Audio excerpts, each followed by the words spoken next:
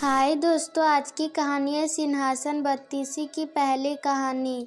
सिंहासन के साफ होने के बाद राजा भोज पहले दिन ही सिंहासन पर बैठने के लिए उत्सुक थे। जब उन्होंने सिंहासन पर बैठने की कोशिश की, तभी पहली पुतली रत्नमंजरी प्रकट हुई और अपना परिचय दिया और कहा कि यह सिंहासन विक्रमादित्य का है और उन्हीं के जैसा गुणवान और बुद्धिमान इस सिंहासन पर बैठने के योग्य है।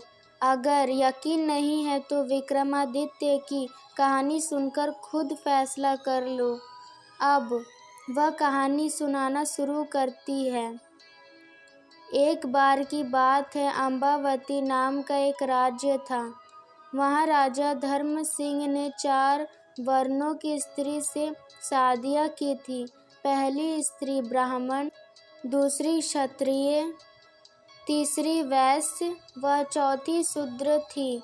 ब्राह्मण स्त्री पुत्र का नाम ब्रह्मानित था। क्षत्राणी से होने वाले 3 पुत्र थे। उनका नाम शंख, विक्रमादित्य और भर्तृहरि था। वैश्य पुत्र का नाम चंद्र था। शूद्राणी बेटे का नाम धन्वंतरि था।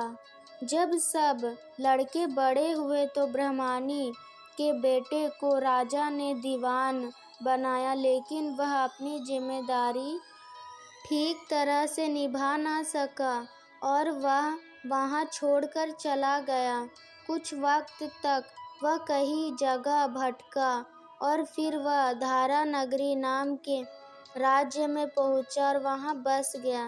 लेकिन एक दिन उसने वहाँ के राजा को मार दिया और खुद राजा बन गया।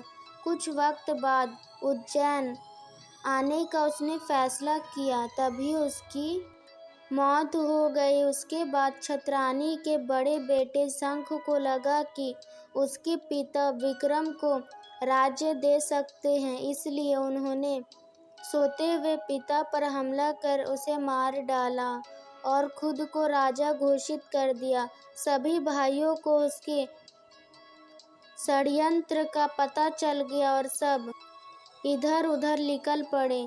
शंख ने ज्योतिषियों का सहारा लेकर अपने भाइयों का पता लेना चाहा। ज्योतिष ने कहा कि विक्रम को छोड़कर उसके सभी भाई जंगली जानवरों का शिकार हो चुके हैं और विक्रम आगे बढ़कर एक बहुत बड़ा सम्राट बनेगा। शंख को बहुत चिंता होने लगी। उसने विक्रम को मारने की योजना बनाई।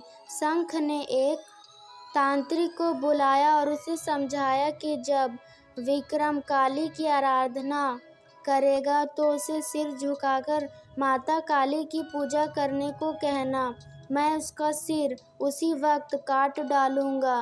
तांत्रिक विक्रम के पास गया और उसने शंख के अनुसार विक्रम को काली माता की आराधना के लिए सिर झुकाने को कहा। विक्रम को खतरा महसूस हुआ। उसने तांत्रिक को सर झुकाने को कहा। तांत्रिक जैसे ही अपना सर झुकाया, शंख ने उसका गर्दन काट दिया। इतने में विक्रमादित्य ने शंख को भी मार डाला और अपने पिता का बदला पूरा किया। अब विक्रमादित्य राजा बन चुका था। एक दिन की बात है, विक्रमादित्य जंगल में गया, लेकिन उसे बाहर निकलने का रास्ता नहीं मिल रहा था। इतने में उसकी नज़र खूबसूरत महल पर पड़ी। वहाँ बाहुबल राजा का राज था। वहाँ के दीवान ने राजा विक्रमादित्य को कहा कि वह बहुत मशहूर राजा बनेंगे, पर उनको राजा बाहुबल से अपना राज तिलक करवाना पड़ेगा। साथ ही उसने यह भी कहा कि राजा बाहुबल बहुत दानी है, जैसे विक्रमादित्य को मौका मिले वह राजा से स्वर्ण जड़ित सिंहासन मांग ले। यह आसन भगवान शंकर ने भेंट दिया था। राजा बाहुबल ने विक्रमादित्य का अतिथि सत्कार किया, राज तिलक किया। इस दौरान विक्रमादित्य सिंहासन की मांग की। बाहुबल विक्रमादित्य को उसका सही हकदार समझते हुए सिंहासन दे दिया। अब वह अपने राज्य वापस लौट चुके थे और उनकी चारों तरफ जय जयकार होने लगी। इतना सुनाते ही पुतली रत्न मंजरी ने कहा, राजा भोज, अगर ऐसा काम आपने भी किया है तो आप इस सिंहासन पर बैठ सकते हैं। यह कहने के बाद वह उड़ गई। यह सुनकर राजा भोज ने उस दिन सिंहासन पर बैठने का फैसला टाल दिया और सोचा कि अगले दिन सिंहासन पर बैठ लूँगा। दोस्तों, अगर आपको इस वीडियो पर 31 कहानियाँ और चाहिए तो ज़रूर कमेंट करके बताएं, जैसे हम अपनी यह कहानी को कंप्लीट कर सकें। इसी तरह अमेजिंग स्टोरीज़ के लिए हमारे चैनल को लाइक, सब्सक्राइब और शेयर ज़रूर करें।